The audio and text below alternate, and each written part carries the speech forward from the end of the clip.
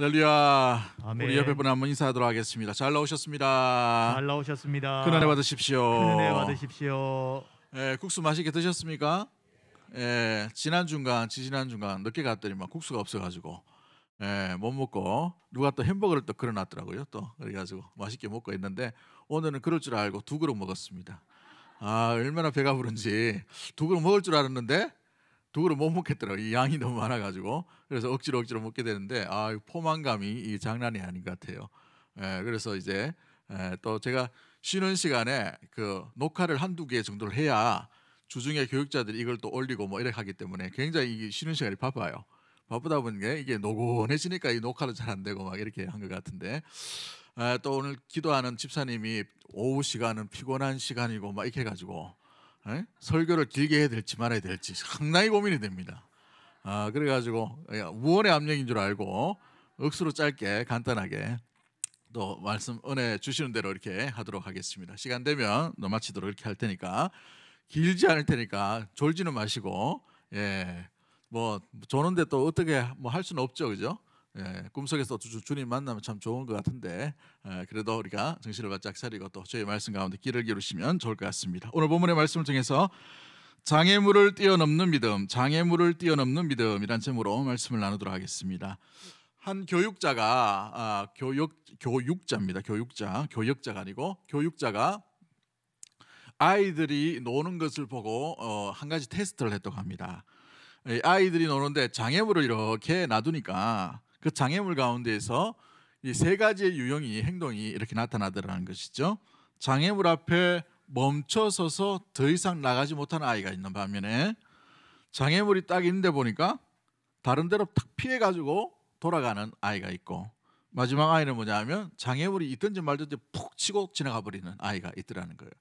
이상하다 싶어가지고 그래서 다른 아이들을 이렇게 선별해서 그 기어다니는 아이들에게 테스트를 해보니까 이 아이들의 유형도 3가지 유형이 나타난다는 것을 알게 되었어요. 첫 번째 유형이 뭐냐면 아이가 소극적이고 비생산적으로 멈춰버리는 애가 있답니다. 체념하는 것이죠. 뭔가 앞에 뭐가 있네 해서 멈춰버리는, 더 이상 나가지 못하고 어떻게 하지도 못하고 굳어져 버리는 아이가 있더라는 거예요. 무슨 어려운 일이 있으면 나는 할 수 없어. 내 같은 것이 어떻게 이 일을 하겠는가. 자학과 자기 연민에 사로잡힌 인생관으로 이렇게 나아가는 체념형 인간형이 있더라는 거예요. 아이들 어릴 때부터 이렇게 지켜보니까. 두 번째 유형이 뭐였냐면 도피형이 있더라는 거예요. 도피형. 이게 뭐냐면 이건 내가 할 수 있는 게 아니구나. 앞에 있는 벽을 바라보면서 내가 할 수 있는 것은 아닌데 누군가 하겠지 하고 피해버린다는 거예요. 그래서 내가 아니고 네가 해야 돼 하면서 책임을 회피하고 돌아서 버린다는 것이죠. 돌아가거나 아니면 그 장애물에 대해서 얼씬도 하지 않고 이렇게 빙 돌아가는 그런 모습들. 일로 인하여 자기 회피, 책임 회피과 동정과 인정을 받으려는 그런 도피형의 인간 유형이 나타나더라는 것입니다. 마지막 3번째가 뭐냐면 적극성을 띤 아이인데 돌파형이 있더라는 거예요. 장애물이 오면 장애물이 뭐지 하고 아이 때부터 유심히 보다가 그걸 툭 쳐버리고 지나간다는 거예요.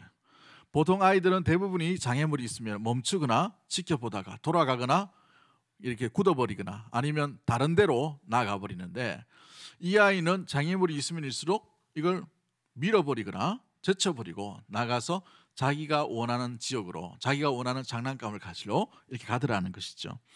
이 유형을 자세히 살펴보니까 이 유형의 모습들 가운데에 2가지의 모습들이 이 돌파형 가운데 왜 이렇게 그 물건들을 이게 상관하지 않고 나가게 되는가 2가지가 있다라는 원인이 동기가 있는데 한 가지는 뭐냐면 왜 내 앞에 이런 게 있나라는 불쾌감을 가지고 밀어버린다는 거예요. 그래서 기분이 나쁨으로 말미암아 투쟁하는 마음, 이런 마음을 가지고 그 장애물을 밀어버리는 그런 아이가 있는 반면에 그 장애물을 보면서 야 재밌네 이런 것도 있구나 하면서 보다가 이 장난감으로 재미로 이것을 밀어버리고 이렇게 나가는 유형이 있다라는 것이죠. 한번 밀어볼까? 라고 하면서 이렇게 대하는 태도로 돌파형의 유형 아이들이 있다는 것이죠. 아이들에게도 여러 가지 세 가지 유형이 나타납니다. 체념하는 반면 또 도피형으로 돌아가는 반면 돌파형의 유형들이 있다는 것이죠. 여러분은 장애물을 만날 때, 인생의 장애물을 만날 때 지금까지 어떤 모습으로 나가고 있었습니까?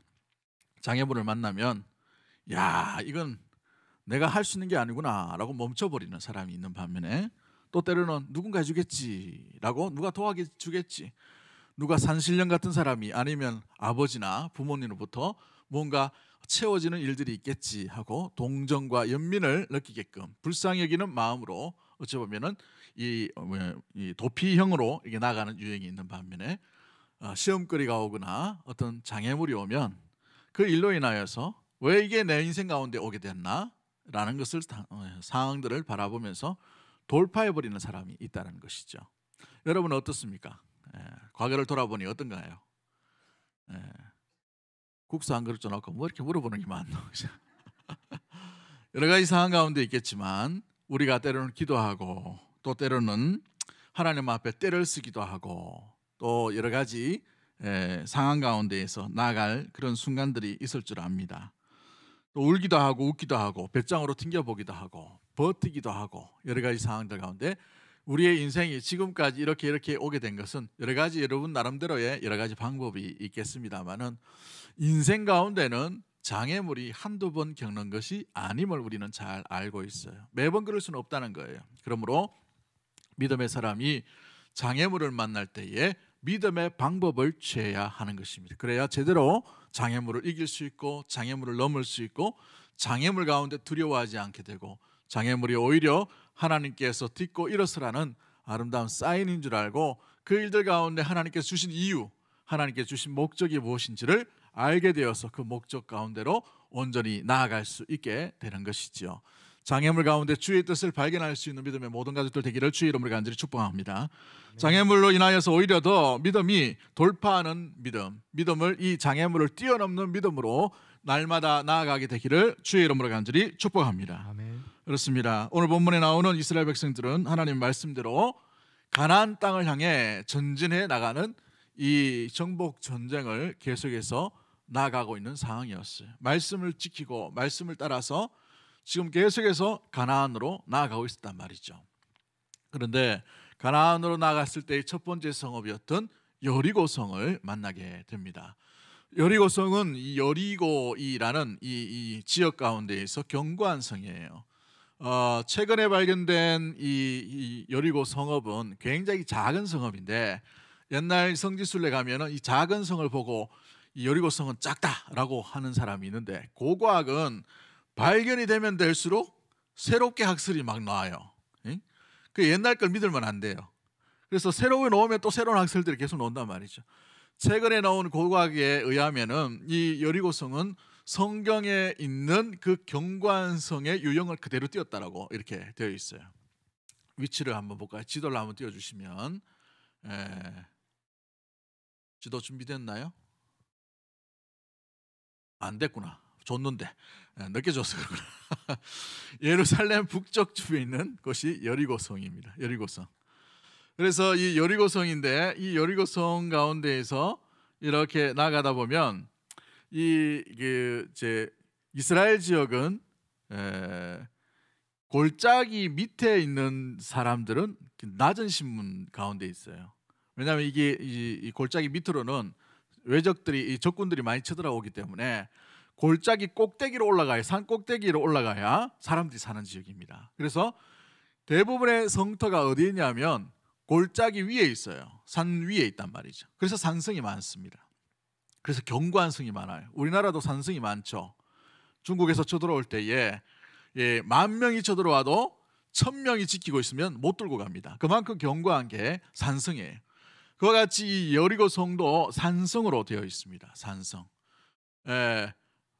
줬는데 그림을 안 띄웠겠지만 그 두 번째 그림을 보시면 이 성이 얼마나 있냐면 여리고성은 두께가 두 겹으로 되어 있어요. 두 겹으로 되어 있는데 어떻게 되냐면 외성과 내성으로 되어 있습니다. 외성과 내성.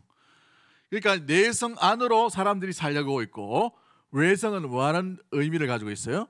적군을 방어하기 위해 만들어졌다는 말이에요.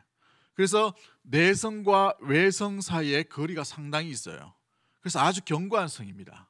이제 노네. 아이고야, 감사합니다. 우리 방송실 왜 박수 한번 합시다. 감사합니다. 이렇게 돼 있는데 그걸 밑에 보시면은 외성으로 이렇게 둘러 있어요. 외성. 이 외성으로 바깥에 있는 이 테두리 이렇게 있는데 이 두께가 얼마냐 하면 2m가 넘는다고 해요. 두께가. 성이 2m 된다는 거, 두께가 2m 된다는 건요. 우리나라에서도 굉장히 견고한 성이에요. 2m 정도면 사람이 왔다 갔다 하고 충분하게 돼 있죠. 3, 4명 왔다 갔다 할 수 있어요. 두께가 있단 말이에요. 그런데 이게 높이가 얼마냐 하면 5m 이상입니다. 5m 이상. 5m 이상이면 저기 보시죠. 저게 외성인데 저 외성이 높이가 이 5m 이상이에요. 어떤 사람은 7m다, 어떤 사람은 7.5m다 이렇게 하는데 이만큼 높고 그 사이에 사람이 거주할 수 있을 만큼 그런 보도 있겠지만 대부분이 한 2m 이상 두께의 외벽성과 그 사이에 이 내벽성 사이에 사람들이 거주할 수 있도록. 그래서 보시면은 여러분 여리고성 볼 때에 기생 라합이 저 내성과 외성 사이에 족이 살고 있었어요. 그래서 창문을 내다가 밧줄을 내려고 내려가는 게 이해가 되죠. 이해가 안 되고 오해가 됩니까? 네. 이렇게 돼 있단 말이죠. 그래서 이 성읍이 규모가 얼마만큼 크냐라는 것을 말해주고 있는 것이 바로 이 여리고 성의 모습들이라는 것이죠. 다음 그림 한번 보여주시면 있나요? 없으면 넘어가고 이게 외벽성과 내벽성 사이에 이렇게 돼 있단 말이에요. 여러분 이 외벽성 뚫고 가도 어땠다는 말입니까? 내벽성이 있기 때문에 뚫기가 어려워요. 여러분 나중에 이 유럽 쪽에 성지 순례를 가시면 터키라는 지역을 가실 텐데 거기 보면은 성 소피아 성당 뭐 이렇게 있어요. 거기를 이렇게 감싸고 있는 그 지역이 동로마 수도가 있어요. 그 있는데 테오도시우스 성벽이 있습니다. 성이 있는데 성벽이 삼중 구조로 되어 있어요. 그래서 수천 년 동안 어떤 외적도 이걸 뚫지는 못해요. 너무 견고해서. 그만큼 외성과 내성이 있다는 것은 철벽 방어라는 말입니다. 철벽 방어. 그리고 이 여리고 성을 지키고 있는 사람들이 누굽니까? 여부수 족속이죠. 이 여부수 족속은 이후에 나중에 우리 삼손이란다. 이 골리앗이 등장할 때에 골리앗의 조상과 같은 이런 역할을 했던 사람이 이 여부수 족속이에요. 그래서 거인족이란 말이죠. 처음 이렇게 정탐 갔을 때에 저 부족 보고 낙담이 되어서 우리는 저들의 뭐라고 되어 있어요? 메뚜기와 같아 우리가 막 이렇게 얘기했던 것이 저 이 여리고 성에 살고 있던 부족들 때문이라고 하죠. 발굴된 어떤 이 조사에 보면 2m 30, 2m 60 뭐 이렇게 되는 거인족이 살고 있다고 합니다. 그럼 얼마나 힘이 세겠어요. 그냥 한번 보는 것만 하더라도 기겁을 할 수 있을 만큼 무너질 만큼의 이 두려운 존재가 바로 이 여리고 성이었다는 사실이죠. 그로 인하여서 이 여리고 성 가운데에서 무엇보다도 또 다음 그림을 한번 보여주실까요? 뭘 하라고 하는 되게 돼 있어요. 양각 나팔을 불고 이거는 후대에 이제 중세 때 그렸던 그림인데 나팔을 불고 이 성읍을 돌라고 했어요. 이 견고한 성을 하려면 공성 무기가 있어야 됩니다. 돌덩어리 들고 저 멀리서 던져가지고 무기를 해가지고 성을 무너뜨려야 되는데 뭘 불고 돌아다니라 하는 거예요. 하나님께 말씀이 오늘 약속의 말씀이 나팔 불고 돌아다니래. 하루에 한 번씩 나들이 하는 것도 아니고 이게 무기가 될 수가 없어요. 이 전쟁 가운데에서 왜 이런 일들을 할까? 왜 이런 배경들을 자꾸 돌게 할까? 어떤 상식과 합리적인 어떤 이해관계나 어떤 객관적인 사실만 보더라도 이것은 전쟁이라고 볼 수가 없는 것인데 왜 이렇게 구경하듯이 나들이 하라라고 이렇게 자꾸 말씀하시는가? 이 견고한 성읍 여리고성 앞에서 하나님께서 말씀하시는 것이 뭘까? 이들이 이 여리고 앞에서 뭘 하나님께서 기대하시는가라는 것이 중요한 것이죠. 6장 전체를 보면 이 전쟁이 누구 전쟁이냐라는 것을 말해주고 있어요. 이 전쟁에서 믿음의 사람이 해야 될 것은 하나님만 의지하고 하나님만 믿고 하나님만 따르는 것, 그것밖에 없다라는 것을 보여주고 있는 것이죠. 전쟁은 하나님이 하신다는 것을 말해주는 사인이 바로 양각 나팔을 불고 나아가라는 거예요. 양각 나팔이 어떨 때 붑니까? 공격 신호도 있지만 양각 나팔이란 말은 승리의 신호예요.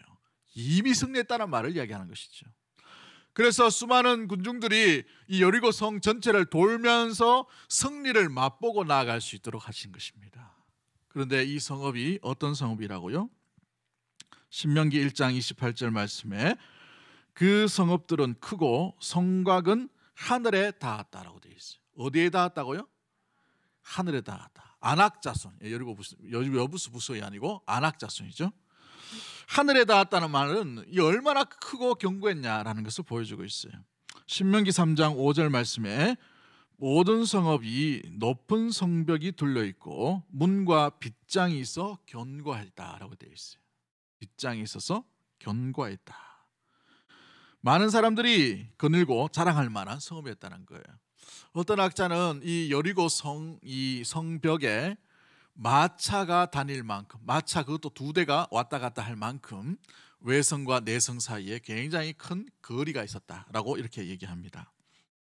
그 정도의 견고한 성이 바로 여리고 성이었다는 것이죠.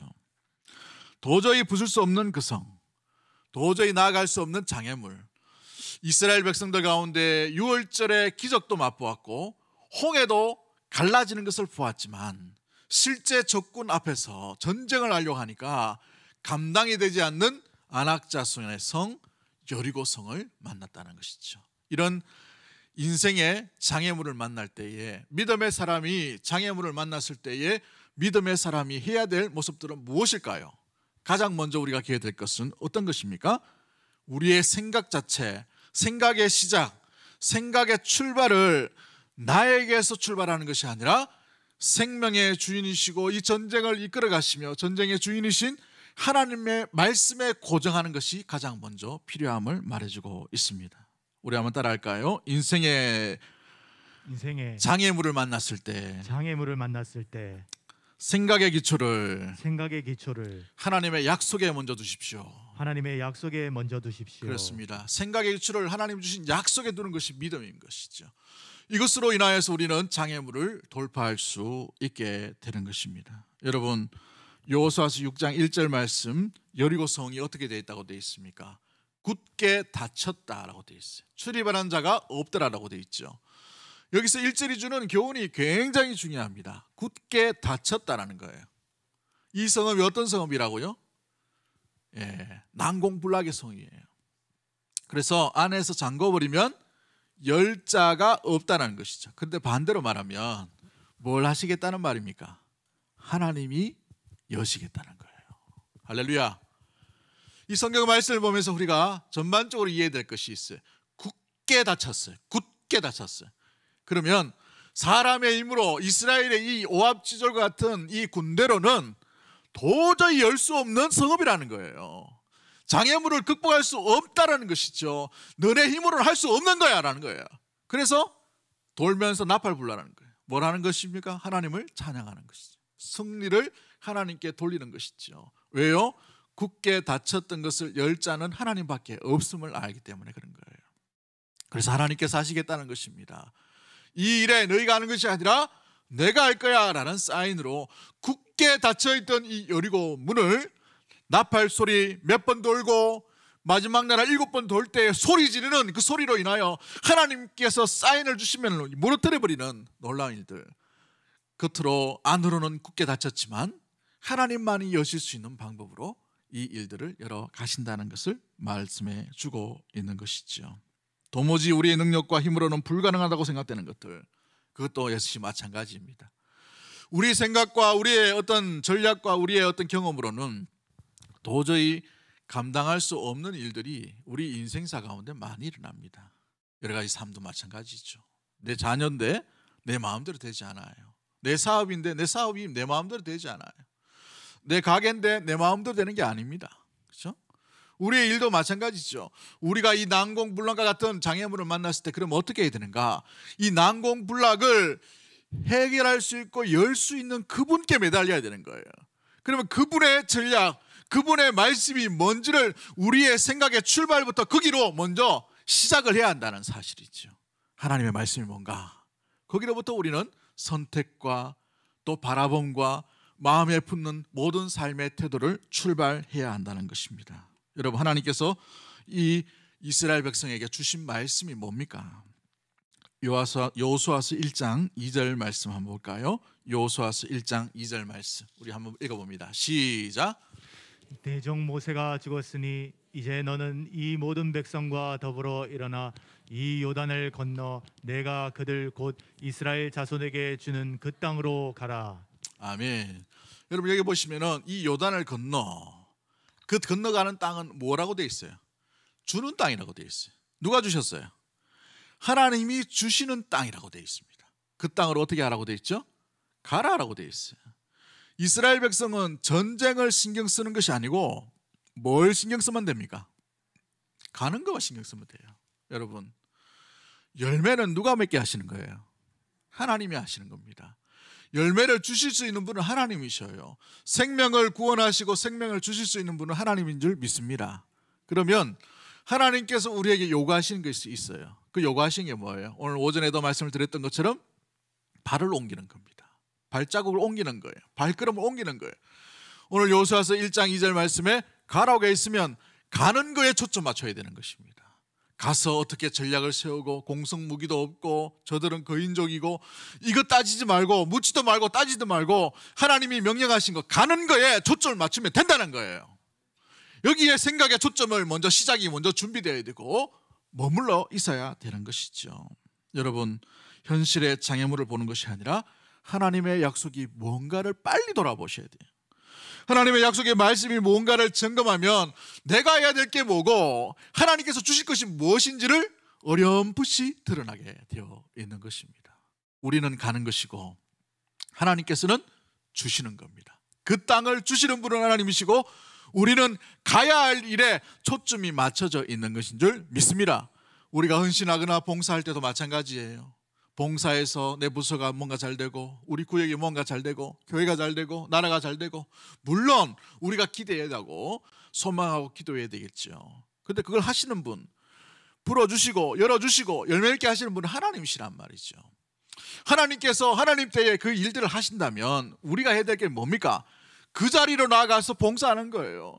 있든지 없든지 열매 맺든지 아니든지 간에 우리가 그 일들 신경 쓰지 말고 가는 일, 섬기는 일, 사랑하는 일, 인내하는 일, 소망을 품고 참는 일, 충성하는 일, 여기에 초점을 맞춰야 되는 줄 믿습니다.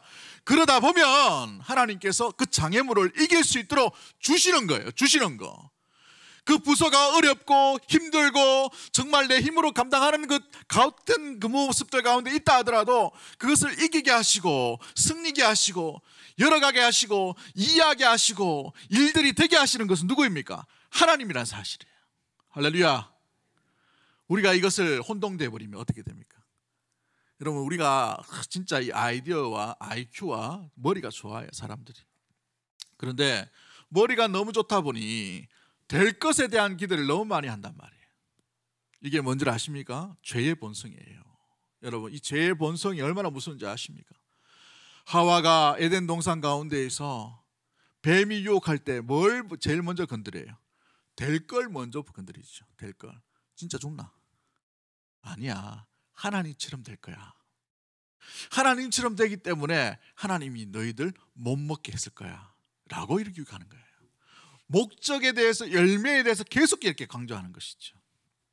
우리 하나님은 한 번도 그것에 대해서 말씀하지 않으셨어요. 정령 죽으리라 이 말씀하고 난 뒤에는 아무 말씀도 안 하셨어요.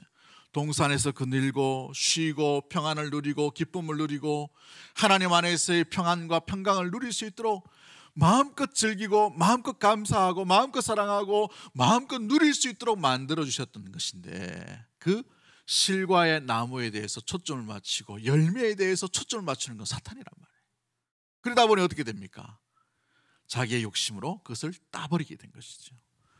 욕심으로 따버리게 되니까 어떻게 됩니까? 모든 것이 다 무너져 버리는 일들이 일어나게 되죠. 아이에게 성적 오르는 것에 대해서 목적을 심어 놓으면 어떻게 돼요? 아이는 수단과 방법을 가리지 않고 성적 오르기 위해 무언 짓을 할 거예요. 그런데 믿음의 사람이 목적 중심으로 그것을 가리키면 어떻게 됩니까? 똑같이 되어버리죠. 우리는 그 과정이 아니라 그 목적이 아니라 그 속에서 공부하는 일에 대해서 최선을 다하는 것, 왜 공부해야 되는가? 왜 일해야 되는가? 왜 성실하게 되는가? 왜 신실하게 나가야 되는가? 하나님의 신실함 때문에 그런 것이에요. 그러다 보면 성적이 오르는 것이죠. 그러다 보면 자기가 꿈꾸고 기대하는 것 가운데 이루어짐이 저절로 되는 것이죠. 아이에게 공부하라 계속 가르쳐 보십시오. 아이는 싫어요 이 마음이 더 많이 들어요. 반항하고 싶은 마음이 더 많이 든단 말이죠. 공부할 때가 있다는 말이에요. 공부할 때가. 근데 그것이 아이이기 때문에 아직 판단력이 흐리기 때문에 공부하는 습관들을 키워주는 것이 굉장히 중요하지만 계속해서 되어야 될 그 열매에 대해서만 자꾸 강조하면 어떻게 됩니까? 수단과 방법을 가리지 않아요. 여러분, 사회 지도층들이 왜 자꾸 어긋난 짓을 많이 하고 있어요? 그와 같은 목적 중심의 어른 인생으로 나아가다 보니 수단과 방법을 가리지 않아요. 수단과 방법. 그렇죠? 좀 좌쪽으로 있는 사람은 도덕적인 줄 알았지만 아니에요. 맞죠? 좀 우적인 사람들은 나라와 민족을 생각할 줄 알았는데 아니에요. 목적 중심인 사람은 항상 자기 욕심이 있단 말이에요. 사람을 믿지 말라는 이유가 바로 여기에 있는 것입니다. 사랑하는 성도 여러분, 그러기에 우리가 인생의 장애물을 만났을 때에 우리의 생각의 기초를 어디에 두는가, 이게 중요한 것이죠. 승리와 목적이 있다면 또 다른 어떤 비겁한 방법으로 승리할 것입니다. 이 아이성, 이 여리고성 다음에 있는 아이성의 전투에서 실패했던 이유가 바로 여기 있는 것이죠. 그런데 이 여리고성 가운데에서 하나님께서 말씀하신 게 뭐예요? 이미 줬으니까 너희는 가라. 이 말씀 가운데 가는 민족, 가는 백성, 그 앞에 머물러 심령에게 주신다는 사실이에요. 여러분, 우리가 인생의 장애물을 만났을 때도 마찬가지입니다. 주의 생명의 말씀이 뭔가를 귀를 기울이시고 우리 생명의 말씀에 우리가 먼저 기초를 제일 먼저 생각하고 판단하고 나아가야 될 것이 무엇인지를 점검할 수 있는 우리 모든 가족들이 되기를 주의 이름으로 간절히 축복합니다. 우리 하나님의 약속은요, 변함이 없는 약속이에요. 하나님이 나를 한 번도 실망시키지 않고 우리를 찍으시고 우리를 부르시고 꼭 집어서 우리를 불러주셨다면 그 사랑은 변함없이 한결같이 우리를 사랑하신 그 사랑으로 우리와 함께 하시는 줄 믿습니다. 이스라엘 백성의 모습들도 마찬가지인 것이죠. 하나님의 사랑에는 변함이 없는 거예요. 문제는 우리가 변한다는 것이죠. 우리는 감정으로, 우리는 이 삶의 컨디션 때문에 세상의 가치관과 유행과 환경에 따라서 너무 자주 변환되는 것이 바로 우리의 모습이라는 사실인 것입니다. 그러나 하나님의 약속의 말씀은 변함이 없는 약속의 말씀인 줄 믿습니다. 그러기에 이 약속의 말씀만 의지하고 나아가야 될 이유가 바로 여기에 있는 것이죠. 변하지 않는 하나님의 사랑이 하나님의 약속의 말씀에 있기 때문에 그런 것입니다. 그러므로 하나님의 약속을 믿는 자는 두려워할 것이 없습니다. 염려할 것이 없어요. 하나님과의 친밀한 그 사랑을 경험한 사람은 하나님의 사랑에 대해서 더 이상 의심할 필요가 없는 거예요. 의심하시는 분들이 종종 있는 건 이렇게 눈으로 보니까. 여러분, 하나님께서 우리를 사랑하심으로 그 아들을 주셨다면 그 사랑에 대해서 이제 더 이상 의심하지 마세요. 여러분의 어떤 장애물 앞에서도, 여러분의 곤란함 앞에서도, 여러분의 어떤 억장이 무너지는 삶의 두려움 앞에서도, 실질적인 장애물과 아픔과 어떤 갈등과 상함의 앞에서도 우리가 기억이 될 것은 하나님의 사랑이 되는 끊임없는 신뢰와 또 인내와 붙듦과 의심하지 않는 것입니다. 장애물 앞에 하나님의 마음과 하나님의 말씀, 하나님의 약속을 의심하게 되면 어떤 일이 납니까? 이 장애물을 돌라고 할 때, 여리고성을 돌라고 할 때 어떤 마음이 들까요? 하나님이 드디어 우리를 버리시는구나. 하나님이 이상한 방법으로 우리를 몰아가시네. 이런 하나님이라면 나는 따르지 않으리라 라는 마음과 이 불평과 이 불신앙의 모습들이 쉽게 일어날 수가 있어요. 그런데 하나님에 대한 사랑에 대해서 우리가 의심하지 아니하고 그 사랑이 어떤 것인지를 깊이, 그 약속이 어떤 것인지를 알게 되면 여러분, 불안해하지 않습니다. 염려하지 않게 돼요. 또 하나님께서 이 일로 인하여서 하나님의 하나님 되심을 나타내 보여주시기 때문인 줄 믿습니다. 여러분, 장애물 앞에서 우리가 기억해야 될 것은 하나님의 하나님 되심을 이 장애물 통해서 우리 가운데에, 우리 가정 가운데에 드러나고 일어나게 해 주옵소서 기도하는 마음인 줄 믿습니다. 그 기도함으로 말미암아 하나님의 하나님 되심을 드러내고 맛볼 수 있는 우리 모든 가족들 되기를 주의 이름으로 간절히 축복합니다. 프랭크 루즈벨트라는 대통령이 2차 세계대전 가운데에서 일본이 갑자기 침공하게 되었어요. 완전히 이 허리를 어떤 공격을 당한 것이죠. 독일만 신경 쓰다가 갑자기 일본이 쳐들어오니까 완전히 이 나라가 패닉의 상태에 빠지게 되었어요. 그 해군의 전력의 3분의 1이 다 무너져 버리게 된 것이죠. 절망하는 국민들 앞에서 이 루즈벨트라는 대통령이 유명한 말을 합니다. 내가 두려워하는 것은 두려워하는 것을 두려워한다라고 되어 있어요.